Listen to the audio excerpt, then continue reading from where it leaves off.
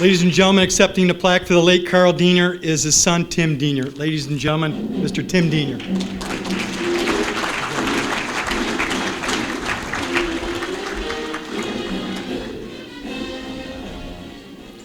It's a good song right now. The last few years, maybe. Well, I'm Tim Diener. I'm the oldest of Carl Diener's 5 children, and the rest of them are over there. I'd like to thank you for the honor you've bestowed on my father with this induction into the Saginaw County Sports Hall of Fame. Sports were important to my father. They were a big part of his life, from his earliest years in the neighborhood around Stone School until a year or so before his death, when he was still helping coach volleyball skills to middle school girls. He loved playing sports, participating, practicing, eventually excelling, and then later sharing his enthusiasm by coaching, but he really liked to play. He was a great high school athlete at Arthur Hill. You can read the bio. All-state in football his junior and senior years, state champion in the shot put his junior and senior years, and the one he was probably most proud of, the basketball all-state honor his senior year. He was only all-state in basketball in the Free Press poll, not the Detroit News, which may explain why we only bought the Free Press on Sundays to supplement our Flint Journal. The Arthur Hill basketball team was runner-up in the state finals. In his senior year, they lost 43-42 to Highland Park in the finals. My father didn't play in the second half of that game. He'd sprained his ankle severely in the second quarter, and I never really asked, and he didn't offer how he felt about that. Didn't really have much to say. Coach Fowler had decided to have my father play guard for that season, at least on the offensive end of the court. And neither he or his counterpart and good friend Dale Hall, who was the other guard, were particularly interested in dribbling the ball up the court. They mainly passed it back and forth like a hot potato until they reached the forecourt. I don't really think they had much of a half-court offense anyways. They were more of a fast break team. On the defensive end, the shot would go up, Arthur Hill's guards would release, big men would crash the boards, and a full court pass would result. Dad told me, I threw a lot of balls out the end of the gym, but we made a lot of layups.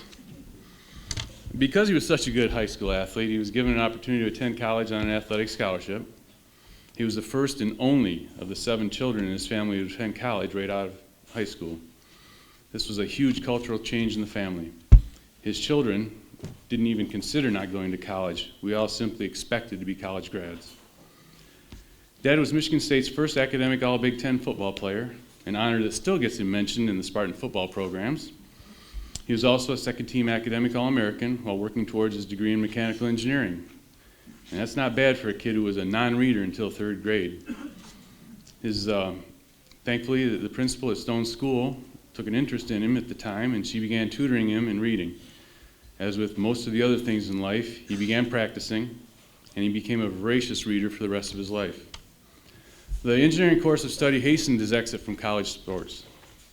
At the time he played for MSU, if you failed a class in your major, no matter the rest of your grades, you were deemed academically ineligible. In the spring of his junior year, he failed nuclear physics. He always claimed the instructor teaching the class was taking the class the hour before and would come in, write equations on the board for the entire period, and leave without any lecture or explanation. Having been in some of those types of classes, I can't really doubt him too much, especially considering that in the early 50s, nuclear physics was pretty cutting-edge stuff.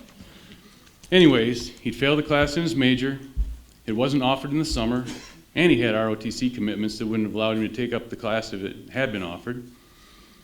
And although the football coaches attempted to get him to change majors, he decided that wasn't in his best interest. He and my mom had married in December of his junior year, and with the going wage of an NFL lineman at the time of $6,000 to $8,000 versus the $12,000 to $14,000 starting pay for mechanical engineer, the engineering degree made a better financial sense. And I'm sure 18 credit hour semesters and practices until 9 p.m. must have made the college experience more work than play. So his college football days were over. He began coaching that year as a college senior. He started with St. Casimir, a little Lansing area Catholic school, with a junior high football, basketball, and track teams. Nothing like jumping in the coaching head first. According to my mom, they won their league in basketball. They hadn't had a track team previously. I think he spent more time building a practice facility for the track team than anything.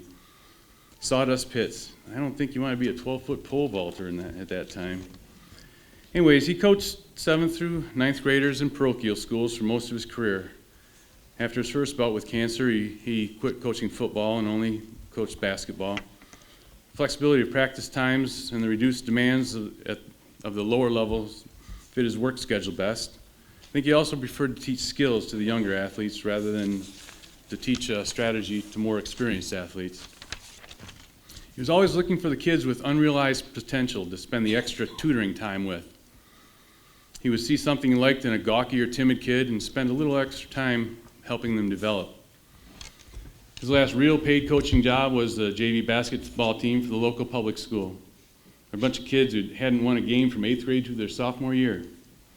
They won several games that year, and as varsity players, they actually had a winning season. And I think he was very proud of that group's accomplishments. Couldn't stay out of the gym, though. He needed to play some more. He started helping out with the local varsity volleyball team when my sister played. He started volunteering again about the time my daughter reached middle school. Again, teaching and demonstrating basic skills to youth. By the time the cancer forced him out of the gym for good, a decade of 7th and 8th grade girls had learned serving skills from the man they all knew as Grandpa Diener. During all the years that he coached, he continued to play Flint City League basketball, 30 and over basketball, golf leagues, bowling leagues. Somewhere along the way, he began playing volleyball in the Flint leagues and continued with that game until cancer wouldn't let him play anymore. He always coached in sweats, almost always participated in drills and scrimmaged with his players. He didn't like to have his athletes run sprints on a regular basis, preferring to use drills that included running and sprinting in game-like conditions. Sprints were punishment. Drills were play. Somewhere in his early 70s, he told me mentally he was still a 17-year-old kid. Shortly before his death, he told my brother Matthew, "My body's always done everything I asked of it, and now it won't." In my mind, I think to the end, my father was still the kid who'd walk out of the house on the corner of Genesee and Benjamin Streets on a summer morning, listen for the sound of a bouncing ball, and head that way to play. Thank you.